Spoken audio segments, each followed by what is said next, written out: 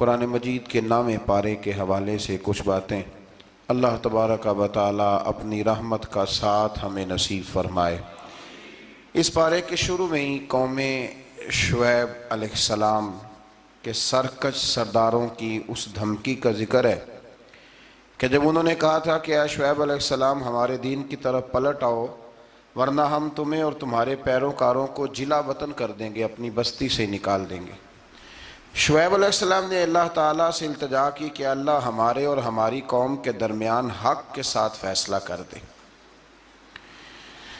پھر اللہ تبارک و تعالیٰ نے قوم سمود کی طرح عذاب نازل فرمایا اور اسے دنیا سے ہی مٹا دیا، اس قوم کو، جیسے کہ وہاں کچھ تھا ہی نہیں۔ آیت نمبر 94 جو ہے اسی سورہ اعراف کی، اس کے اندر اللہ تبارک و تعالیٰ نے فرمایا کہ نبی کو جھٹلانے کے بعد فوراً اس قوم کو تباہ نہیں کیا گیا، بلکہ پہلے ان کو سختی اور تکلیف پھر انعام اور اکرام سے آزمایا گیا۔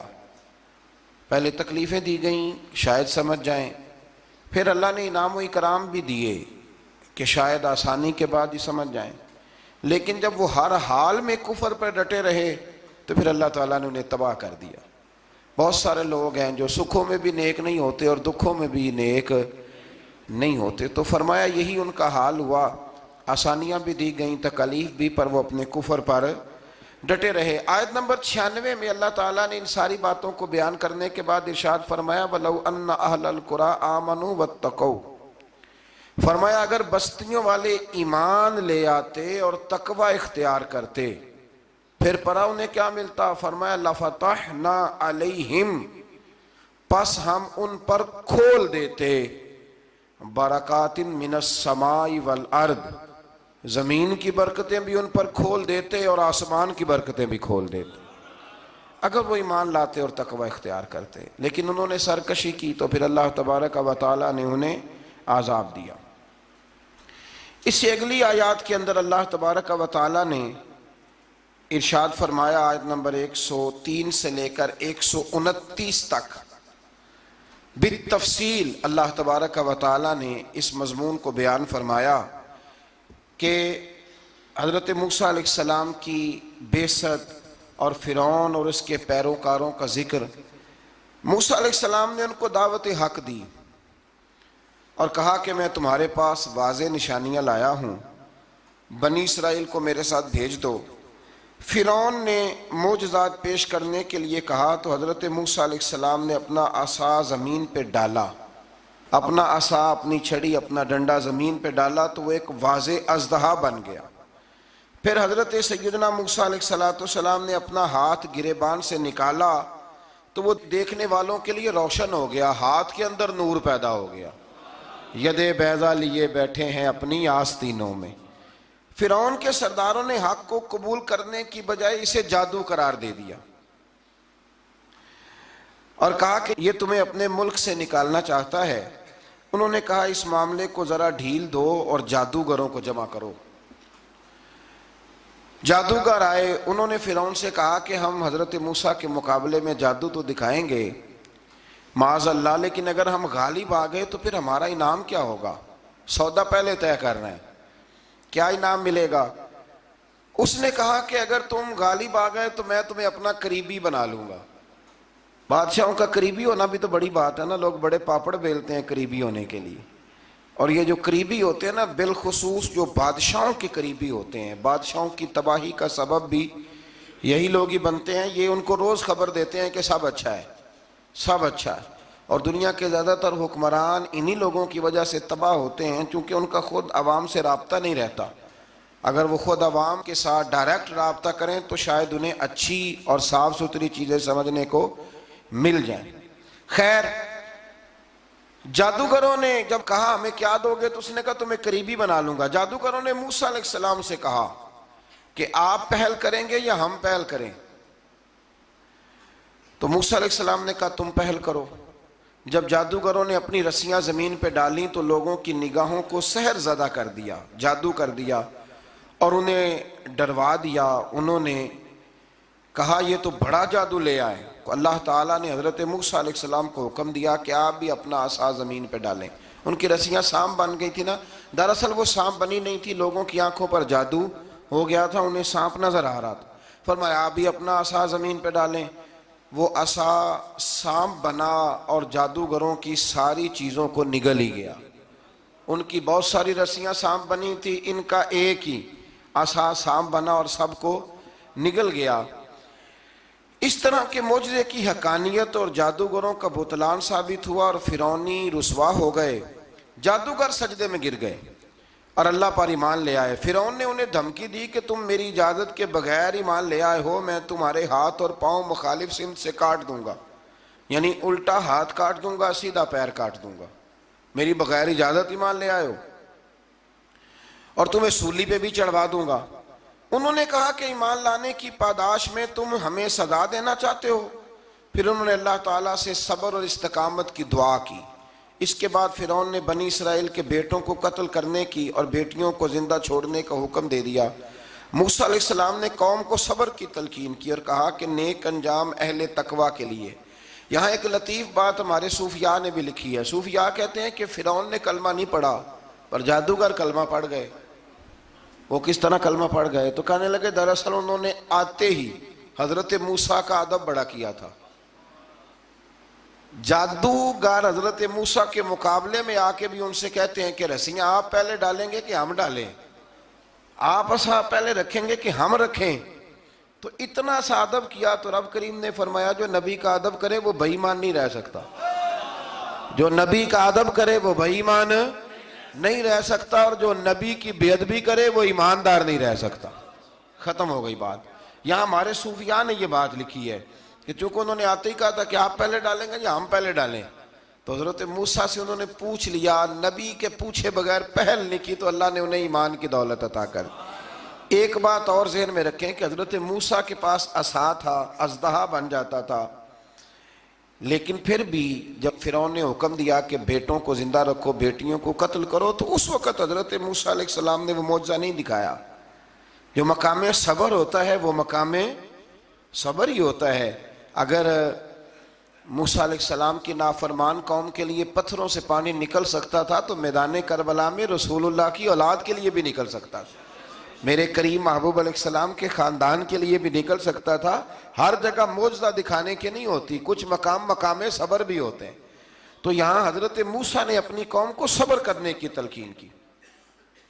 پھر آیت نمبر 130 سے لے کر 143 میں بتایا کہ اللہ تعالیٰ نے فرعونیوں پر قحط سالی کا عذاب نازل کیا۔ فرعونیوں کا طریقہ یہ تھا کہ اچھائی کو اپنا کمال گردانتے تھے، کہتے تھے یہ ہماری طرف سے، اور برائی کو معاذ اللہ بدشگونی کے طور پر موسیٰ علیہ السلام کی طرف منسوب کرتے تھے، کہتے تھے معاذ اللہ آپ کی وجہ سے یہ سارا کچھ ہو رہا ہے۔ ہوتے نا، نہیں کہتے ہیں جب سے میں وہاں گیا ہوں تب سے، ہمارے بزرگ ایک لطیفہ بھی سنایا کرتے تھے کہ کسی زمیندار نے نماز پڑھنی شروع کی تھی تو اس کے جانور مرنے شروع ہو گئے۔ اب لوگ سمجھتے ہیں کہ معاذ اللہ شاید یہ کسی بزرگ کے سبب سے ایسا ہے، حالانکہ یہ تو اللہ کی طرف سے آزمائش ہوتی ہے، اس کی حکمتیں ہوتی ہیں۔ اللہ تبارک و تعالیٰ نے ان پر عذاب کیا نازل کیا؟ آیت نمبر 130 اور 143 کا بھی آپ سورہ اعراف کی پڑھیں تو اللہ تعالیٰ نے ان پر ٹڈیوں کا، جموں کا، مینڈکوں کا اور خون کا عذاب نازل کیا۔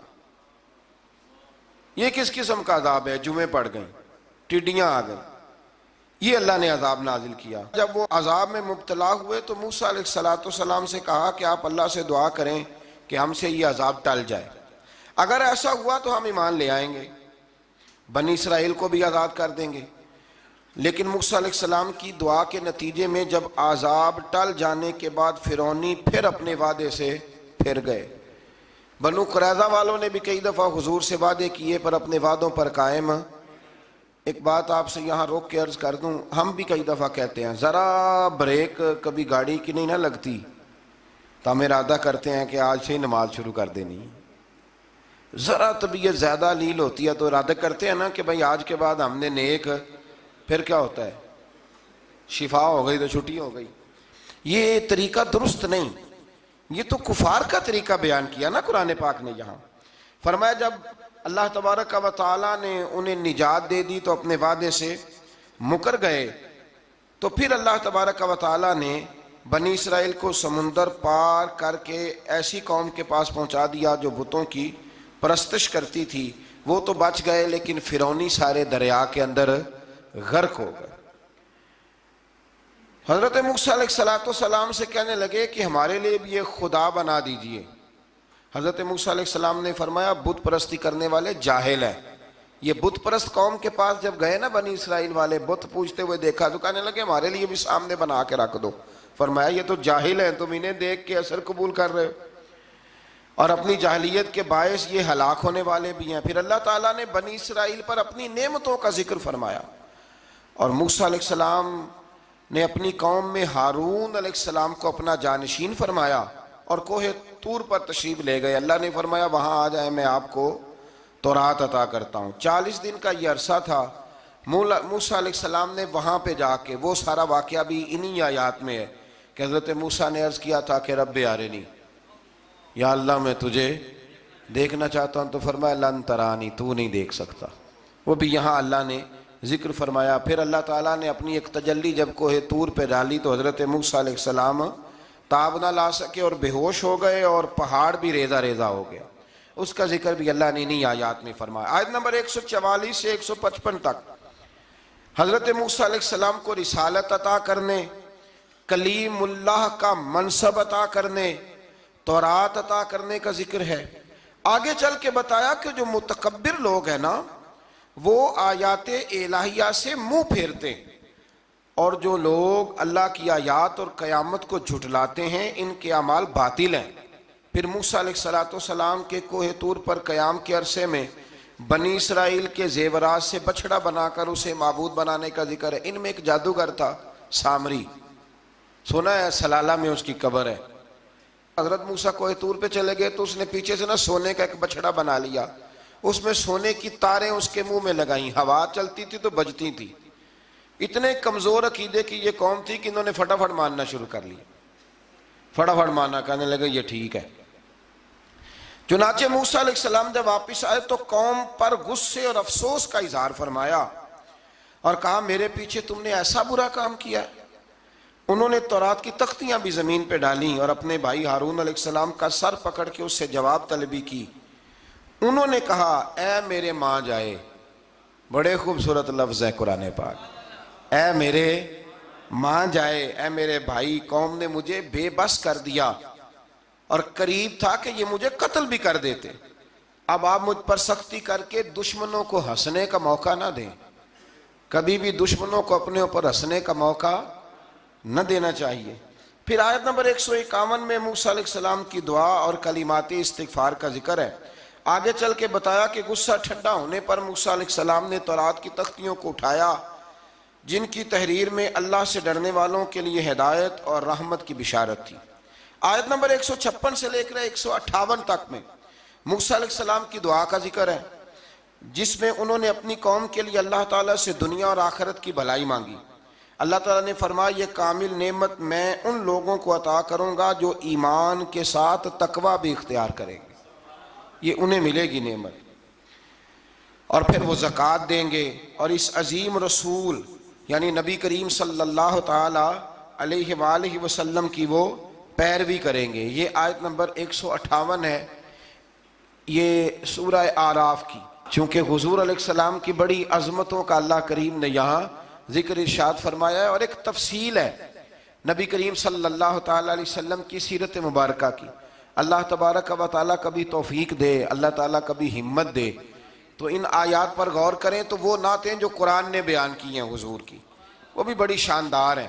قرآن مجید میں اللہ کریم نے فرمایا جو لوگ پیروی کریں گے اس رسول کی جو بغیر پڑھے ہوئے دنیا میں آئے ہیں، دنیا میں آ کے کسی سے پڑھا، بے پڑھے رسول کی جو پیروی کریں گے۔ کون سے رسول؟ الذی یجدونہ مکتوبا عندہم فی التوراۃ والانجیل، فرمایا یہ وہ رسول ہے جن کو لکھا ہوا تورات میں بھی پائیں گے اور انجیل میں بھی پائیں گے ان کی شانیں۔ وہ نبی کیا کریں گے؟ یأمرہم بالمعروف وینہاہم عن المنکر، وہ انہیں نیکی کا حکم کرتا ہے اور برائی سے منع فرماتا ہے۔ ویحل لہم الطیبات، اور نبی پاک ان پر حلال چیزوں کو، پاک چیزوں کو حلال کرتے ہیں اور گندی چیزوں کو ان پر حرام کرتے ہیں۔ حلال حرام کا اختیار اللہ نے رسول پاک کو بھی عطا فرمایا ہے۔ حضور کو بھی اللہ نے اختیار دیا، اسی لیے تو حضور کسی کو کہہ دیتے تھے چل تو نہ 5 نہ پڑھنا تو 2 ہی پڑھ لینا۔ یہ بھی حضور نے فرمایا، ایک بندے نے روزہ توڑ لیا تو فرمایا کھجوریں مجھ سے لے جا اور گھر جا کے کھا لے، روزہ بھی تو نہیں توڑا ہے تحفہ مجھ سے لے جا، گھر جا کے کھا، تیرا کفارہ ادا ہو جائے۔ نبی پاک صلی اللہ علیہ وسلم نے بڑی ساری جگہوں پہ اس اختیار کو، تو قرآن مجید نے کہا وَيُحِلُّ لَهُمُ الطَّيِّبَاتِ، پاک جتنی چیزیں پاک تھیں وہ میرے نبی نے تم پر حلال کر دی، وَيُحَرِّمُ عَلَيْهِمُ الْخَبَائِثِ، اور جو گندی چیزیں تھیں ناپاک تھیں وہ نبی پاک نے تم پر حرام کی ہیں، جو پہلے ہی ٹھیک نہیں تھی وہ حضور نے حرام فرمائی۔ اور پھر بڑے خوبصورت لفظ ہیں، اگر آپ جاگ کے سنیں تو فرمایا وَيَدَعُ عَنْهُمْ، اور وہ ان پر سے اتارتے ہیں، اِسْرَهُمْ وَالْأَغْلَالَ الَّتِي كَانَتْ عَلَيْهِمْ، فرمایا نبی پاک ان سے ان کا بوجھ اتارتے ہیں اور کاٹتے ہیں وہ زنجیریں جن میں یہ لوگ جکڑے ہوئے تھے، غلامی کی زنجیریں، سخت ترین احکام کی زنجیریں۔ فرمایا میرے رسول تو دنیا میں زنجیریں کاٹنے کے لیے آئے، حضور نے لوگوں کی زنجیریں کاٹ دی۔ فرمایا فَالَّذِينَ آمَنُوا بِهِ وَعَزَّرُوهُ وَنَصَرُوهُ، فرمایا جو لوگ اس نبی پر ایمان لائیں گے، ان کی تعظیم کریں گے، ان کے دین کی مدد کریں گے، وَاتَّبَعُوا النُّورَ الَّذِي أُنزِلَ مَعَهُ، اور اس نور کی پیروی کریں گے جو ہم نے نبی پاک کے ساتھ اتارا ہے۔ وہ کیا ہے؟ حضور کے ساتھ کیا اترا ہے؟ قرآن مجید۔ فرمایا جو اس کی پیروی کریں گے اولئک ھم المفلحون، یہی لوگ ہیں کامیاب ہونے والے۔ اور اگلی آیت میں فرمایا محبوب آپ کہہ دیں، آج پھر کھل کے اعلان کر دیں، کیا کہا قل یا ایھا الناس انی رسول اللہ الیکم جمیعا، فرمایا لوگوں کو بتا دیں کہ میں ایک قبیلے کا، ایک گروہ کا، ایک ملک کا نہیں، میں سارے انسانوں کا رسول بن کے آیا ہوں، تمام انسانوں کی طرف۔ اور حضور نے اعلان فرمایا، خود بخاری کا لفظ ہے، فرمایا ارسلت الی الخلق، فرمایا میں صرف انسانوں کا نہیں، جس کو اللہ نے پیدا کیا ہے میں ان سب کا رسول بن کے دنیا میں آیا، سب کا رسول بن کے میں دنیا میں آیا ہوں۔ تو ان آیات کے اندر اللہ تبارک و تعالیٰ نے رسول کریم علیہ السلام کی ان ساری عظمتوں کو بیان فرمایا۔ آیت نمبر 160 میں موسیٰ علیہ السلام کے پتھر پر ضرب لگانے اور ان کے قوم کے 12 قبیلوں کے لیے 12 چشمے جاری ہونے کے معجزے، اور پھر بادل کے سایہ کرنے والا معجزہ، من اور سلوہ کے اترنے کا بیان بھی فرمایا، اور اس کے بعد اس امر کا بیان بھی فرمایا کہ بنی اسرائیل کو حکم ہوا کہ معافی مانگتے ہوئے اور سجدہ کرتے ہوئے بیت المقدس میں داخل ہو جاؤ، مگر انہوں نے اس مسئلے میں بھی تحریف کر دی، اس کو بھی بدل دیا۔ مزید بتایا کہ سمندر کے کنارے جو ایک بستی تھی، انہیں ہفتے کے دن وہاں مچھلیاں پکڑنے سے منع کیا گیا تھا، مگر انہوں نے اللہ کے حکم کی نافرمانی کی، سوائے ایک گروہ کے۔ بنی اسرائیل کی نافرمانیوں کے باعث اللہ نے ان کی صورتوں کو بدل دیا، اللہ نے انہیں۔ ایک شخص نے ایک بزرگ سے پوچھا کہ نبی پاک علیہ السلام کی رحمت سے ہمیں کیا ملا ہے؟ معاذ اللہ، اگر میں ابھی پوچھوں کہ حضور کی رحمت سے کیا ملا ہے، تو بزرگ کہنے لگے کہ اس طرح کر، شام کو گھر جانا اور آئینے کے آگے کھڑے ہونا اور اپنے پچھلی زندگی کے سارے اعمال دیکھنا اور پھر اپنا چہرہ دیکھنا، اگر بدلا نہیں نا تو سمجھ لے میرے رسول کی رحمت سے حصہ ملا ہوا ہے، تجھے میرے کریم محبوب کی رحمت سے حصہ ملا ہوا ہے۔ ورنہ وہ نافرمانی کرتے تھے تو ان کے چہرے بدل جاتے تھے، دروازوں پہ لکھا جاتا تھا۔ سنگیوں بتاؤ نا، اگر آج بھی یہ حال ہو تو کون کسی کو منہ دکھانے کے قابل رہ جائے؟ کون کسی کو منہ دکھانے؟ دعا فرمائیں اللہ محبوب کی غلامی میں ہمیں پختگی نصیب فرمائے۔ پھر اللہ تبارک و تعالیٰ نے آیت نمبر 168 میں اور 167 میں یہود کے برے اعمال کا سبب ان کی جمعیت کے منتشر ہونے اور ان پر جابر لوگوں کے مسلط ہونے کا ذکر فرمایا۔ بعد والی آیات میں ان کے برے جانشینوں کا ذکر کیا جو رشوت لے کر اللہ تعالیٰ کی آیات میں رد و بدل کر دیتے تھے۔ ان سب برائیوں کے باوجود اس مغالطے اور خود فریبی کا شکار تھے کہ وہ بخشے جائیں گے۔ اللہ اکبر۔ اللہ تعالیٰ نے فرمایا کہ آخرت کا گھر صرف متقیوں کے لیے اور اللہ کے فرما بردار بندوں کے لیے۔ آیت نمبر 172 میں اس امر کا بیان ہے کہ اللہ تعالیٰ نے بنی آدم کی ارواح کو ایک جگہ پہ جمع کیا تھا اور جمع کر کے پوچھا الستو بربکم، کیا میں تمہارا رب نہیں؟ تو سب نے بیک زبان کہا قالوا بلا، ہاں مالک تو ہی ہمارا رب ہے۔ وہاں گواہی دی اور یہاں آ کے مکر گئے، وہاں گواہی دی اور یہاں مکر گئے۔ تو ہمارے بزرگوں نے لکھا ہے اس وقت بھی سب سے پہلے جس روح نے گواہی دی وہ میرے اور آپ کے پیارے رسول کی روح ہے مبارک، سب سے پہلے۔ اور حضور نے فرمایا جو روحیں وہاں ایک دوسرے کو جانتی تھی وہ یہاں بھی ایک دوسرے کو۔ داتا گنج بخش علی اجویری رحمت اللہ لکھا ہے کہ حضرت حرم بن حیان کہتے ہیں میرا میں حضرت اویس کرنی سے ملوں، تو کہتے ہیں میں ان کے پیچھے یمن گیا تو وہ یمن سے مکے چلے گئے، میں مکے گیا تو وہ مدینے آ گئے، میں مدینے گیا تو وہ مصر چلے گئے، وہاں سے وہ پھر یمن آ گئے۔ بالآخر میں نے نہر فرات کے کنارے انہیں دیکھ ہی لیا، وضو کر رہے تھے، میں نے ان کو سلام لیا تو میرا ارادہ تھا سلام کے بعد پوچھوں گا کہ آپ ہی اویس کرنی ہے؟ کہتے میں نے السلام علیکم کہا تو وضو سے فارغ ہو کر کہنے لگے وعلیکم السلام یا حرم بن حیان۔ تو میں نے کہا حضور آپ مجھے کیسے جانتے ہیں؟ میں تو پہلی دفعہ ملا ہوں۔ کہنے لگے میں اویس کرنی ہوں، تو حرم بن حیان ہے، میں تجھے جانتا ہوں۔ کہا حضور کس طرح؟ فرمایا عارف تو روحی من روحی کا، میری روح تیری روح کی واقف ہے، میری روح تیری روح کی کن فیکون تے کل دی گل لے۔ وہ درویش نے کہا تھا نا کن فیکون تے کل دی گل لے، اسی اگے پریت رلائی۔ ہمارا تو پرانا جرانہ ہے بھائی، کن فیکون تے کل دی گل لے۔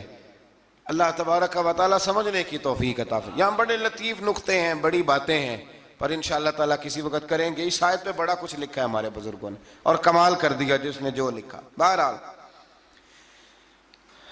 پھر آگے چل کے اللہ تعالیٰ نے ارشاد فرمایا آیت نمبر 175 میں بغیر نام لیے ایک شخص کا ذکر فرمایا۔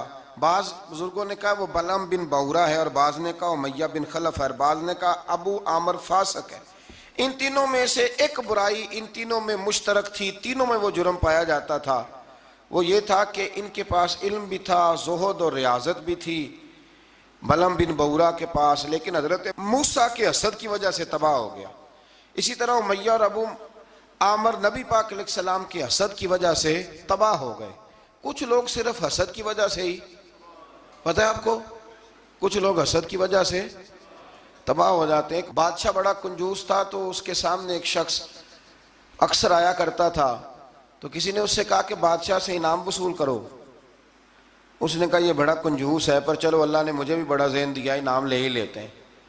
تو کہنے لگا بادشاہ کا بھی انعام ہی دے دیا کر۔ بادشاہ کہنے لگا پہلے میرے سوال کا جواب دے پھر انعام دوں گا۔ اس نے سوال ہی ایسا سخت پوچھنا تھا کہ انعام بنے ہی نہ۔ حضرت رومی نے لکھا ہے کہ بادشاہ سلامت پوچھو سوال۔ تو بادشاہ کہنے لگا یہ میرے ہاتھ کی ہتھیلیاں، ان میں بال کیوں نہیں؟ پشت پہ ہے تو ہتھیلی پہ کیوں نہیں؟ اس نے بھی پھر کمال ہی جواب دیا، کہنے لگا آپ سخی بڑے ہیں، وہ دے دے کے نا بال سارے گھس گئے، وہ دے دے کے گھس گئے۔ بادشاہ کو بڑا ہی غصہ آیا، پتا تو اسے تھا نا میں کنجوس ہوں، بڑا غصہ آیا کہ تو سخی بڑا ہے تو دے دے کے تیرے ہاتھوں کے بال۔ غصے سے کے ساتھ کہنے لگا تو تیرے ہاتھوں میں کیوں نہیں بال؟ کہنے لگا بادشاہ تو نے دیا بڑا ہے تو میں نے لیا بڑا ہے، تیرے دے دے کے گھس گئے ہیں تو میرے لے لے کے گھس گئے ہیں۔ تو اس کو اور غصہ آیا، کہنے لگا تو یہ جو سارے بیٹھے ہیں یہ دربار میں ادھر بھی تو ان کے ہاتھوں پہ بال کیوں نہیں؟ کہنے لگا بادشاہ تو دیتا رہتا ہے میں لیتا رہتا ہوں تو یہ ہاتھ ملتے رہتے ہیں، ان کے مال مال کے گھس گئے ہیں۔ تو بادشاہ کہنے لگا بھائی بندہ تو سیانا ہے، تجھے کچھ نہ کچھ دینا ہی پڑے گا۔ تو اس نے دیا اسے۔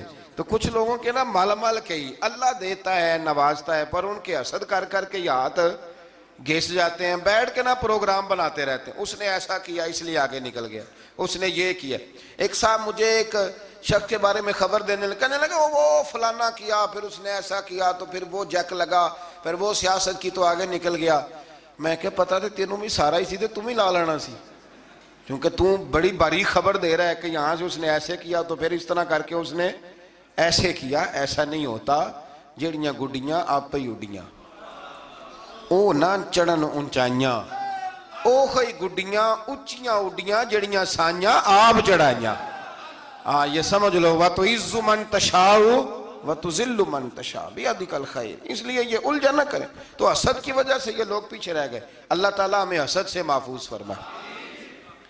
آیت نمبر 179 میں اللہ تعالیٰ کی نعمت عقل کو قبولیت ہدایت کے لیے استعمال نہ کرنے والوں کو چوپایوں سے بدتر قرار دیا گیا۔ جو عقل اور شعور رکھنے کے باوجود استعمال نہیں کرتے، فرمایا جانوروں سے برے ہیں، ان کے دل ہیں مگر وہ حق کے دلائل کو سمجھتے نہیں۔ رب فرماتا ہے ان کے پاس آنکھیں ہیں پر آیات الہی کو دیکھتے نہیں، ان کے پاس کان ہیں پر دعوت حق کو سنتے۔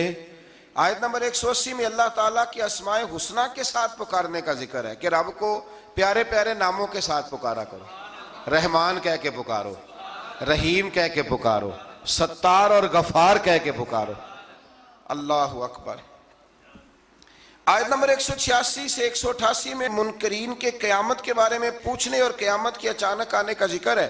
رسول اللہ صلی اللہ علیہ وسلم کو بارگاہ ربوبیت میں عجز و نیاز کی تعلیم دیتے ہوئے فرمایا کہ اے محبوب آپ یہ کہہ دیں کہ میں اپنی ذات کے لیے خود سے کسی نفع اور نقصان کا مالک نہیں ہوں مگر جو اللہ چاہے، اور اگر میں اپنی ذات سے غیب کو جانتا تو میں از خود خیر کثیر جمع کر لیتا اور مجھے کوئی تکلیف نہ پہنچتی۔ یعنی غیب کے علوم اور ساری نعمتیں رب ہی عطا کرتا ہے، رب ہی عطا کرتا ہے، اور کبھی بھی کوئی تکلیف پہنچے تو اس کی قضاء و قدر سے پہنچتی ہے، یہ اللہ کی قدرت ہوتی ہے۔ اگر کبھی کسی کو کوئی تکلیف، زیادہ تر تکلیفیں اس کے پیاروں کو پہنچتی ہیں، مطلب یہ تو نہیں نا کہ وہ ناراض ہے، اس میں کوئی اس کی حکمت ہے۔ آیت نمبر 199 اور 190 میں بتایا کہ تمام بنی آدم کو ایک جان حضرت آدم علیہ السلام سے پیدا کیا ہے اور اسی سے اس کا جوڑا بھی بنایا تاکہ وہ اس سے سکون حاصل کرے، اور جب بیوی امید سے ہو تو میاں بیوی تندرست لڑکے کی دعا کرتے ہیں اور شکر ادا کرنے کا اقرار کرتے ہیں،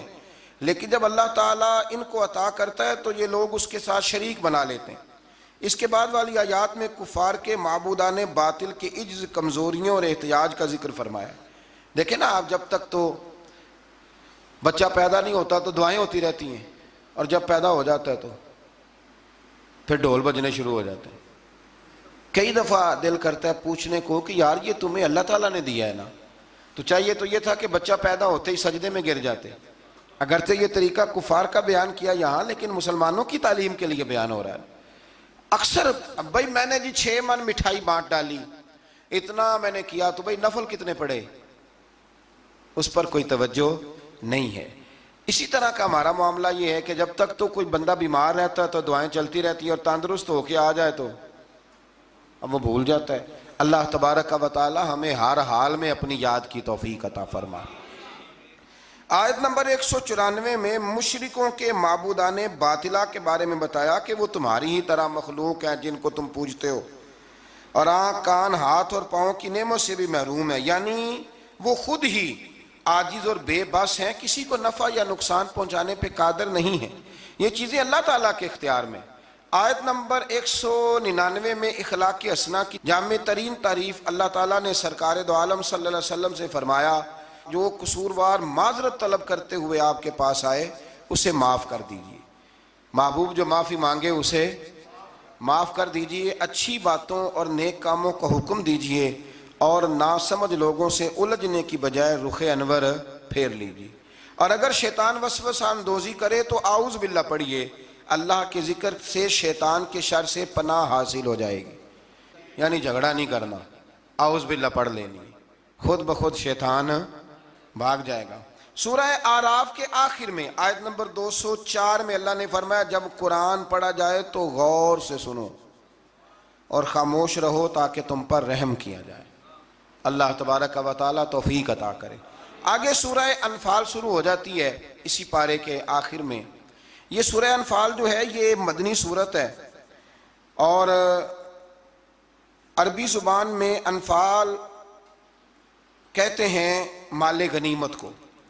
تو اس میں چونکہ مال غنیمت کا بیان ہے، اور اس کے ساتھ ساتھ اللہ تبارک و تعالیٰ نے اس میں جنگ بدر کے احوال کو، واقعات کو بڑی تفصیل سے بیان کیا۔ اس کی آیت نمبر 2 سے کامل مومنوں کی صفات بیان کی گئی ہیں۔ اس میں اللہ تعالیٰ نے فرمایا کہ جو کامل مومن ہیں وہ اللہ تعالیٰ سے ڈرتے ہیں، آیات الہی سن کر ان کے ایمان کو تقویت ملتی ہے. وَإِذَا تُلِيَتْ عَلَيْهِمْ آیاتُهُ زَادَتْهُمْ ایمانا. جب اللہ کی آیتیں پڑھی جاتی ہیں تو ان کے ایمان بڑھتا ہے، یعنی ان کے ایمان میں پختگی آ جاتی ہے. فرمایا وہ اپنے رب پر بھروسہ بھی کرتے ہیں، نماز بھی قائم کرتے ہیں، زکوٰۃ بھی ادا کرتے ہیں. فرمایا یہ ہیں جو سچے پکے مومن ہیں. پہلے فرمایا کہ اللہ سے ڈرتے ہیں، پھر فرمایا جب قرآن پڑھا جائے تو ایمان مضبوط ہوتا ہے، پھر فرمایا اپنے رب پہ بھروسہ کرتے ہیں، پھر فرمایا نماز قائم کرتے ہیں، پھر فرمایا زکوٰۃ. یہ کون ہے؟ یہ پکے مومن. آیت نمبر 5 میں فرمایا کچھ لوگ جہاد کے لیے دل و جان سے آمادہ نہ تھے، اندر سے پروگرام نہیں تھا، اور مجاہدین کی خواہش یہ تھی کہ ابو جہل کی قیادت میں مشرکین مکہ کے مسلح اور منظم لشکر کی بجائے ابو سفیان کا وہ جو تجارتی قافلہ ہے اس سے ٹکراؤ ہو جائے. اللہ تعالیٰ نے مشرکین مکہ سے تصادم کو مقدر فرمایا تاکہ حق کی حقانیت اور غلبہ ثابت ہو جائے. اگرچہ کچھ لوگوں کا ارادہ یہی تھا کہ جنگ بدر میں ابو جہل کے لشکر سے ٹکرانا. آپ کو پتہ ہے نا کہ ابو سفیان قافلہ لے کے آ رہا تھا، اس کے لیے مسلمان نکلے تھے، وہ تو بچ کے نکل گیا. پھر ابو جہل 1000 کا لشکر لے کے آ گیا. تو اللہ فرماتے ہیں کہ اللہ نے اس لیے تمہارا ان سے مقابلہ کرایا تاکہ اللہ حق کو واضح کر دے. آیت نمبر 9 سے لے کر 24 تک بتایا گیا ہے کہ اللہ تعالیٰ نے بدر میں مجاہدین کے اطمینان قلب کے لیے اور فتح کی بشارت کے طور پر فرشتے نصرت کے لیے بھیجے. فرشتے آئے مدد کرنے کے لیے. میدان بدر میں سخت زمین اور پانی کے چشموں پر کفار کے پاس تھے، اور نرم زمین جس پر چلنا دشوار تھا مسلمانوں کے پاس تھی، اور پانی کی بھی قلت تھی، جس کی وجہ سے مسلمانوں کے دلوں میں طرح طرح کے وہم پیدا ہوتے تھے. اللہ تعالیٰ نے بارش برسائی، مسلمانوں نے وافر پانی جمع کر لیا، اور ان کی شرعی اور طبی ضروریات بھی پوری ہوئی. شرعی ضرورت کون سی ہوتی ہے جی؟ پانی کی، وضو کرنا، غسل کرنا، یہ کون سی ضرورت ہے؟ اور طبی ہے کہ پانی کا پینا. اور دلوں کو بھی اطمینان ملا کہ اللہ نے بارش عطا کر دی. اللہ تعالیٰ نے میدان جہاد میں پسپائی اختیار کرنے والوں کو اپنے غضب کا حقدار قرار دیا. میدان بدر میں رسول اللہ صلی اللہ علیہ وسلم نے مٹھی میں ریت لے کر کافروں کی جانب پھینکی. یہ مٹھی میں پکڑ کے حضور نے پھینکی تو فرمایا یہ لوگ رسوا ہو جائیں. یہ ریت ان کی آنکھوں میں جا پڑی. اللہ تعالیٰ نے فرمایا کہ اے رسول صلی اللہ علیہ وسلم، وہ خاک آپ نے نہیں پھینکی بلکہ وہ تو اللہ نے پھینکی ہے. جس وقت آپ نے پھینکی تھی لیکن در حقیقت وہ اللہ نے پھینکی. کہا محبوبہ تو نے نہیں پھینکی، وہ میں نے پھینکی ہے، اس لیے کہ ہاتھ تھیرے تھے، طاقتیں خدائی تھی، طاقتیں خدائی تھی. تو اس طرح اگر حضور کسی کی مدد کرتے ہیں، مشکل کشائی فرماتے ہیں، تو دراصل وہ کون کر رہا ہے؟ اللہ. اللہ تعالیٰ نے بدر کو فیصلہ کن جنگ قرار دیا اور مسلمانوں سے فرمایا اے ایمان والو، اللہ اور اس کے رسول کے بلانے پر فوراً حاضر ہو جایا کرو جب رسول تمہیں اس چیز کی طرف بلائیں جو تمہارے لیے حیات آفری ہے. یہ آیت نمبر آپ جا کے ملاحظہ کیجئے گا 24، اور پھر اس کی تفسیر جس نے بھی لکھی ہے نا وہ پڑھ لیجئے گا. اتنا وقت نہیں کہ میں تفسیر میں جاؤں. جب بھی اللہ رسول بلائیں فوراً حاضر ہو جاؤ. حالانکہ اللہ تو بلاتا ہی نہیں، بلایا کون کرتے تھے؟ نبی کریم علیہ السلام. حضرت سعید بن معلہ رضی اللہ تعالیٰ عنہ کہتے ہیں میں نماز پڑھ رہا تھا تو حضور نے بلایا. میں جلدی سے نماز پڑھ کے فارغ ہو کے حاضر ہوا تو حضور نے فرمایا میں نے بلایا تو آیا کیوں نہیں؟ عرض کی حضور نماز پڑھ رہا تھا. فرمایا نماز پڑھتا تو قرآن نہیں پڑھتا؟ سورہ انفال میں رب فرماتا ہے جب میرا رسول بلائے فوراً حاضر ہو جایا کرو. یعنی معنی یہ کہ نماز توڑ کے آنا چاہیے تھا. یہاں میرے اعلیٰ حضرت نے لکھا ہے حضور بلائے تو نماز چھوڑ کے چلا جا اور واپس آ کے نا جہاں سے چھوڑی تھی وہیں سے شروع کر لے. سجدہ صاحب کی بھی ضرورت نہیں، تو نماز مکمل کر لے. جتنی دیر تو مصطفیٰ کی بارگاہ میں حاضر تھا سمجھ لے میں رب کی عبادت میں ہی موجود تھا. ہاں اسی لیے اقبال نے کہا تھا اذان تو ازل سے تیرے عشق کا ترانہ بنی، اور نماز تو اس کے نظارے کا ایک بہانہ بنی. اور ادائے دید سراپا نیاز تھی تیری، بس کسی کو دیکھتے رہنا نماز تھی تیری. ادائے دید سراپا نیاز تھی تیری اور کسی کو دیکھتے رہنا یہ نماز تھی تیری. آیت نمبر 25 میں فرمایا یہ مت سمجھنا کہ ظالموں کے فتنے کا وبال صرف ان لوگوں تک محدود رہے گا اگر عمل بالمعروف اور نہیں عن المنکر کا عمل رک گیا تو اس کے اثرات باقی معاشرے کو بھی بھگتنے پڑیں گے۔ یہ آیت نمبر 25 ہے۔ اگر نیکی کا حکم دینا چھوڑ دیا جائے، برائی سے منع کرنا چھوڑ دیا جائے، تو اس کا وبال صرف ان لوگوں پہ نہیں پڑتا، سارے معاشرے پہ پڑتا ہے۔ لوگ سمجھتے ہیں کہ ان درسوں کی، ان تقریروں کی، ان وعظوں کی کوئی اہمیت نہیں، یہ پڑھو رب کا قرآن۔ رب فرماتا ہے کہ اگر تم یہ کام چھوڑ دو گے تو ساری قوم وبال میں آ جائے گی۔ یہ تو فرض کفایہ ادا ہوتا ہے، بڑے سارے لوگوں کی طرف سے یہ معاملہ، یہ قرآن پڑھ رہا ہوں، قرآن پاک واضح آیات میں یہ حکم ہے۔ لوگ کہتے ہیں جی اتنا سال ہو گئے درس دیتے، پھر لوگ بدلے کیوں نہیں؟ تو میں نے کہا ہمارے ذمہ اذان پڑھنا ہے، بندوق لے کے لوگوں کو لانا نہیں۔ ہم اذان دیتے رہیں گے، پھر جسے اللہ توفیق دے گا وہ انشاءاللہ نماز بھی پڑھ ہی لے گا۔ مؤذن کی ڈیوٹی ہے کہ وہ اذان پڑھے، اس کی یہ ڈیوٹی نہیں کہ بندوق لے کے جائے اور لوگوں کو گھروں سے نکال کے لائے۔ آیت نمبر 26 میں ہجرت سے پہلے مسلمانوں کی بے بسی اور بعد میں اللہ کی مدد سے مضبوط ہونے اور اس نعمت پر اللہ کا شکر ادا کرنے کا بیان ہے۔ مزید فرمایا کہ اللہ اور اس کے رسول سے خیانت نہ کرو، یا ایھا الذین آمنوا لا تخونوا اللہ والرسول، فرمایا اللہ اور اس کے رسول سے خیانت، یہ آیت نمبر 27 ہے۔ اور فرمایا اپنی امانتوں میں بھی خیانت نہ کرو اگرچہ تم جانتے ہو۔ اللہ رسول سے خیانت کیا ہوتی ہے؟ تو اس آیت کے تحت حضرت عبداللہ ابن عباس فرمایا کرتے تھے جس نے فرض چھوڑے اس نے اللہ سے خیانت کی، اور جس نے سنت کو چھوڑا اس نے نبی پاک سے خیانت کی۔ اللہ تعالیٰ فرض ادا کرنے کی بھی توفیق دے اور مصطفیٰ کی سنت کا پیار بھی عطا فرمائے۔ آیت نمبر 30 میں ہجرت کے موقع پر مشرکین مکہ نے اپنی پارلیمنٹ میں، دار الندوہ جو ان کی پارلیمنٹ تھی جس میں وہ بیٹھتے تھے، رسول اللہ صلی اللہ علیہ وسلم کے بارے میں وہاں بیٹھ کے جو مشاورت کی تھی اس کے احوال اللہ نے بیان کرتے ہوئے فرمایا اس وقت کو یاد کرو جب کافر آپ کے خلاف سازشیں کر رہے تھے تاکہ آپ کو قید کریں یا معاذ اللہ ثم معاذ اللہ قتل کریں یا جلا وطن کریں۔ کیا خوبصورت انداز ہے۔ رب فرماتا ہے وہ اپنی سازشوں میں لگے ہوئے تھے اور اللہ تعالیٰ اپنی خفیہ تدبیر فرما رہا تھا، اور اللہ بہترین تدبیر کرنے والا ہے۔ کہتے ہیں جی وہ میرے خلاف سازشیں کر رہے ہیں، میں نے کہا چھوڑ، تو رب کی مدد حاصل کر، اللہ بہترین تدبیر کرنے والا ہے۔ آیت نمبر 32 سے 35 میں فرمایا کفار مکہ اپنی سرکشی کی وجہ سے اس طرح کے مطالبات کرتے تھے کہ اگر آپ کے پاس یہ قرآن حق ہے تو اللہ سے دعا کیجئے کہ ہم پر آسمان سے پتھر برسائے یا ہمیں دردناک عذاب دے۔ یہ وہ کہا کرتے تھے، مگر اللہ نے فرمایا کیا محبوب جب تک آپ ان میں موجود ہیں اللہ انہیں عذاب نہیں دے گا۔ حد ہو گئی، جب تک آپ موجود ہیں اللہ عذاب۔ اور ایک جملہ اور سن لیں، میرا تو ایمان ہے کہ جب تک گنبد خضرا موجود ہے، جب تک گنبد خضرا موجود، اس دھرتی پہ عذاب۔ یہ دنیا ایک سمندر ہے مگر ساحل مدینہ ہے، یہ دنیا جل کے بجھ جاتی مگر حائل مدینہ ہے، یہ دنیا جل کے بجھ جاتی مگر یہ زمین پہ مدینہ ہے۔ اسی لیے تو ہر جگہ سبزہ اگتا ہے، ورنہ جو ہم کام کرتے ہیں وہ تو جل کے مرنے والے ہیں۔ تو فرمایا محبوب جب تک آپ موجود ہیں اللہ عذاب۔ او سجنوں ادھر آنکھیں کھول کے سننا، اگر حضور موجود ہوں، اگر حضور موجود ہوں تو رب کافر کو عذاب نہیں دیتا تو محمد عربی کے غلاموں کو کیوں عذاب دے گا؟ جب ان کے دشمنوں کو عذاب نہیں دیتا ان کے ہوتے ہوئے۔ اسی لیے حضرت انس بن مالک نے پوچھ لیا تھا یا رسول اللہ قیامت والے دن کہاں تلاش کروں؟ موٹی بات ہی کر دی، ترمذی میں موجود ہے۔ حضور نے نہیں فرمایا کہ چل نماز روزہ سیدھا کر، مجھے ڈھونڈ کے کیا کرے گا؟ حضور کہاں تلاش کروں؟ فرمایا حوض کوثر پہ آ جانا، امتیوں کو میں جام پلا رہا ہوں گا۔ حضور وہاں ملاقات نہ ہوئی، فرمایا میزان عمل پہ آ جانا، اعمال تول رہے ہوں گے میں دعائیں کر رہا ہوں گا۔ حضور وہاں ملاقات نہ ہوئی، فرمایا پل صراط پہ آ جانا، امت گزر رہی ہوگی میں دعائیں کر رہا ہوں گا۔ اور بریلی کے امام کہنے لگے پھر ہمیں کیا پریشانی ہے پل سے گزرنے کی؟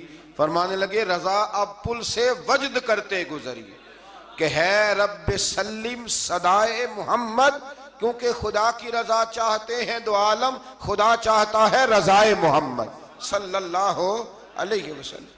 پھر اللہ تبارک و تعالیٰ نے فرمایا اور جب تک وہ استغفار کر رہے ہیں تو بھی اللہ تعالیٰ ان کو عذاب نہیں دے گا۔ پھر فرمایا بیت اللہ کے پاس مشرکوں کی نماز آخر ہے کیا؟ سیٹیاں اور تالیاں بجانے کی صورت میں تھی۔ اور آگے چل کے مقصد جہاد بیان فرمایا اور ان سے جنگ کرتے رہو حتیٰ کہ کفر کا غلبہ نہ رہے اور پورا دین اللہ کے لیے ہو جائے۔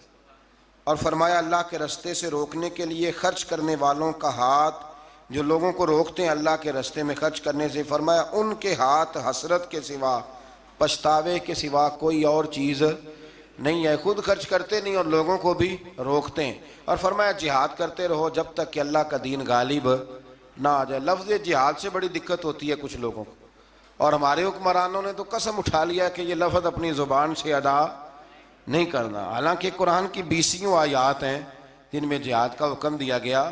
جہاد کا معنی کیا ہے کہ دنیا سے ظلم کو، جبر کو، کفر کو ختم کیا جائے اور رسول کریم کے امن والا جھنڈا پوری دنیا پہ لہرا دیا جائے۔ اللہ کریم ہمیں اس کی توفیق عطا فرمائے۔ آخر دعوانا ان الحمدللہ۔